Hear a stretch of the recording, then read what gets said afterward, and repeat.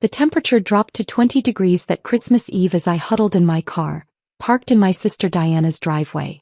Through the frosted windows of her mansion, I could see the warm glow of Christmas lights and hear muffled laughter from the party inside. A party I wasn't welcome to join. The guest rooms are for important people, Diana had laughed earlier, her perfect makeup never cracking as she delivered the cruel words. You can sleep in your car if you want to stay for Christmas morning. After all, that's probably what you're used to. If only she knew that the cheap car I drove to family events was just for show. That my real car collection, including 3 Ferraris and a custom Rolls Royce, sat in a climate-controlled garage across town. But let me back up and explain how I ended up spending Christmas Eve in a car outside my sister's house. 7 years ago I was just another MBA graduate with big dreams. Diana, 2 years older, had already established herself as a rising star at Morton Financial, one of the country's largest investment firms. Our parents never tired of bragging about her corner office and 6-figure salary. While Diana climbed the corporate ladder, I saw an opportunity everyone else missed. The financial technology sector was about to explode, but traditional banks were too slow to adapt. I took my savings, borrowed money from anyone who would lend it, and launched FinCore Technologies. The first 2 years were brutal. I worked 100-hour weeks, slept on an office couch, and lived on ramen noodles. Diana loved to point out my poor life choices at family gatherings. Still playing entrepreneur? She would smirk. You know, there's an entry-level position open in my department. I could put in a word. I declined every time, which only reinforced their belief that I was a failure. What they didn't know was that FinCore had developed revolutionary banking software that would transform the industry. The first major contract came in year 3. A small regional bank implemented our system and saw their digital transaction efficiency increase by 300%. Word spread quickly in the banking world. By year 4 we had contracts with 3 of the top 10 banks in the country. But I kept quiet about my success. I maintained my modest apartment, drove an old Honda, and let my family believe I was struggling. Meanwhile, FinCore grew into a technology giant, with offices in 12 countries and a client list that included the biggest names in global finance. I took the company public last year. The IPO made headlines in the financial world. FinCore Technologies, the future of banking, splashed across the Wall Street Journal. My personal wealth shot past $400 million overnight. Still, I kept up the facade with my family.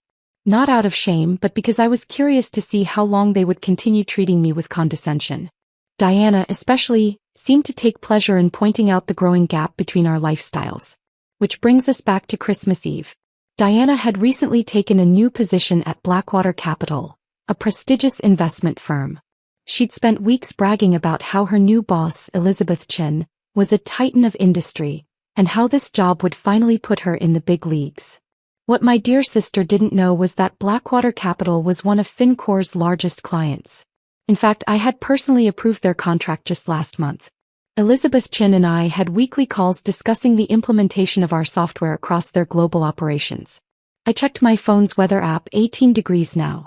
In the mansion's warm glow, I could see Diana showing off her designer Christmas decorations to her guests. Our parents were there, naturally, proudly watching their successful daughter play hostess. A text lit up my phone screen. Everything set for tomorrow morning's surprise visit? Elizabeth. I smiled, typing back, yes. Looking forward to it. Elizabeth had been furious when she learned how Diana had treated me. We need to teach her a lesson about making assumptions, she had said during our last meeting. Together we had planned tomorrow's little revelation. Another text came through, this time from my COO. Forbes article is scheduled to go live at 7 a.m. tomorrow. FinCore CEO named Businesswoman of the Year, complete with that photo from the charity gala. Perfect timing. Diana always checked business news with her morning coffee. I reclined my car seat, wrapping myself in the emergency blanket I kept in the trunk. The irony wasn't lost on me, a woman worth hundreds of millions, choosing to sleep in her car just to make a point. Through the window, I watched Diana lead a house tour for her guests. She was showing off the imported marble countertops in her kitchen, countertops that probably cost more than what she thought I made in a year. My actual annual income could buy her entire house 100 times over. Around midnight, the party wound down. Guests departed in luxury cars. My parents retired to one of the important people guest rooms, and the lights in the mansion dimmed. Diana's silhouette appeared at an upstairs window. She looked down at my car and shook her head, probably congratulating herself on her superior life choices.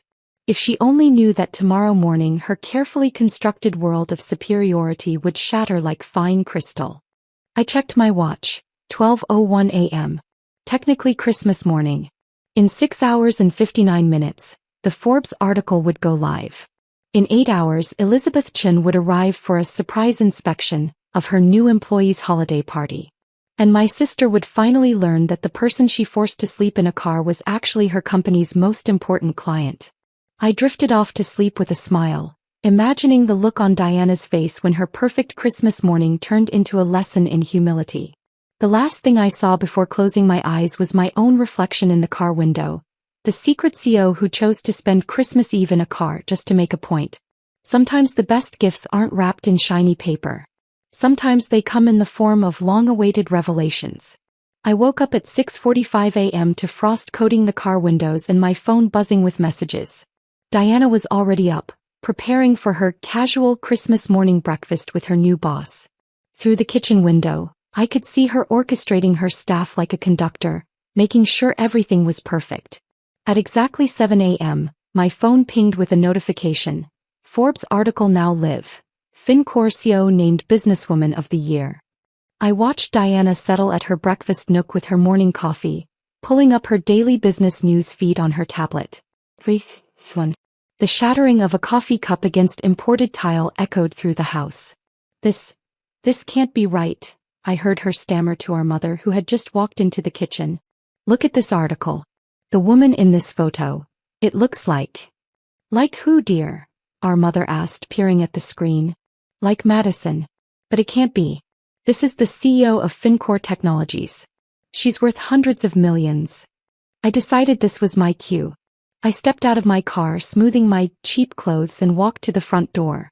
Diana yanked it open before I could knock, her face pale.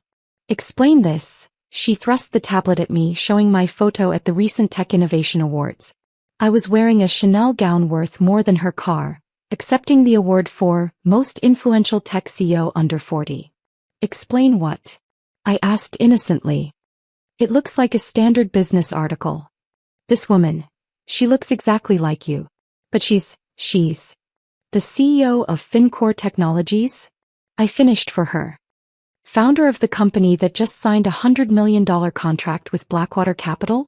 The person who personally approved the implementation of new banking software across all of Elizabeth Chen's global operations.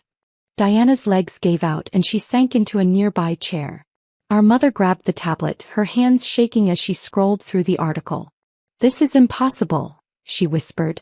You're just a struggling entrepreneur. You sleep in your car. I slept in my car last night because I wanted to, I corrected her. Just like I drive that Honda to family events because I choose to. Would you like to see what I really drive? I pulled out my phone and showed them photos of my actual car collection. Diana's face grew even paler. But your apartment, your clothes. All part of an experiment, I said calmly. I wanted to see how long my own family would continue looking down on me, even as I built one of the most successful tech companies in the world. The doorbell rang. Diana jumped up, suddenly remembering her boss was coming. Oh God, Elizabeth is here. Mom, get Madison out of sight. We can't have. Good morning, Miss Chen, I called out as Diana opened the door. Right on schedule. Elizabeth Chen, CEO of Blackwater Capital and supposedly Diana's new boss, broke into a warm smile. Madison. Merry Christmas. I hope you weren't too cold in your car last night. Diana's jaw dropped. You know each other? Know each other? Elizabeth laughed. Madison is one of our most important technology partners. We have weekly meetings discussing the implementation of FinCorp's software across our global operations. Weekly meetings? Diana's voice was barely a whisper. In fact, Elizabeth continued, that's partly why I accepted this position. When Madison mentioned her sister had joined our firm, I wanted to personally oversee this division. Though I must say I'm rather disappointed in what I've observed. Disappointed? Diana squeaked. Yes. You see, last night's behavior was quite illuminating. Making your own sister, who happens to be one of our company's most valuable partners, sleep in her car? Not exactly the judgment we look for in our executives. I watched my sister's perfect world crumble in real time. Every assumption she'd made, every condescending remark, every moment of superiority, all of it was shattering like her coffee cup on the imported tiles. I didn't know, she stammered. Clearly, Elizabeth's voice was arctic. Madison, shall we discuss the next phase of our software implementation over breakfast? I hear there's a lovely dining room here, unless that's only for important people? Our mother, who had been frozen in shock this whole time, finally found her voice. Madison, sweetheart, we had no idea. All this time, I cut in. I was building an empire while you were bragging about Diana's corner office. I revolutionized banking technology while you were showing off her company car. I became a billionaire while you were apologizing for my poor life choices. Billionaire. Diana choked. Oh, did I forget to mention? Elizabeth smiled.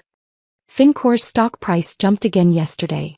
Madison's net worth just crossed the $1 billion mark. Congratulations, by the way. I sat down at Diana's perfectly set breakfast table, noting how the imported tablecloth probably cost less than my watch. Thank you, Elizabeth. Shall we discuss the Asia-Pacific expansion over these lovely pastries? Diana can serve us coffee, assuming she has any cups left. The next hour was surreal. My sister, still in shock, mechanically poured coffee while Elizabeth and I discussed multi-million-dollar technology implementations. Our mother sat in the corner, alternating between staring at me and anxiously checking the Forbes article on her tablet. Finally, Elizabeth checked her watch. I should get going. Madison will finalize the details at next week's board meeting. Oh, and Diana? He turned to my sister. Take some time to think about whether Blackwater Capital is the right fit for you.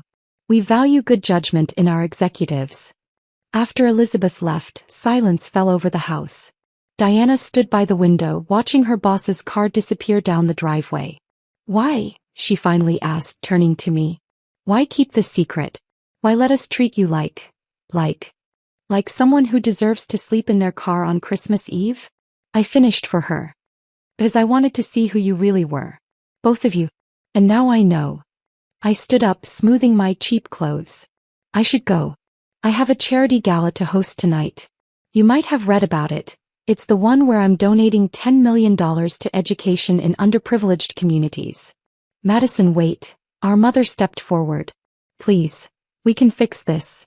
Fix what? I asked quietly. Fix the fact that you valued status over kindness? That you treated your own daughter like she was worthless because she didn't fit your definition of success. I walked to the door, then turned back. Oh, and Diana? About your job at Blackwater. I wouldn't worry too much about Elizabeth's comments. I'm sure you can find another position. Though you might want to update your resume. Made the CEO of our largest technology partner sleep in her car, probably won't look good to future employers. The drive home in my cheap Honda was peaceful. I had a text from Elizabeth.